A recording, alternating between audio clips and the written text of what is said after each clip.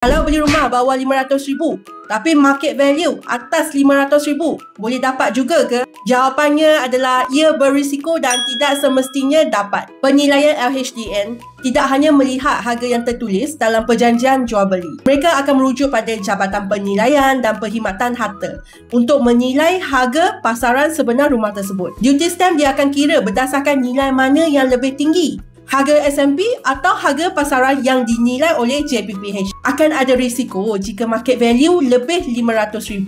Contoh situasi, harga SMP RM490,000 iaitu bawah RM500,000. Penilaian JPPH RM510,000 atas dari RM500,000. Dalam kes ini, LHDN akan mengambil nilai RM510,000 sebagai nilai muktamad. Jika nilai muktamad melebihi RM500,000, anda tidak layak mendapat pengecualian duty stamp. Pendapat Melissa, jangan ambil risiko semata-mata kerana harga SMP rendah. Saya nasihatkan anda untuk semak dulu indikatif market value. Indikatif market value ni kita boleh semak dengan bank.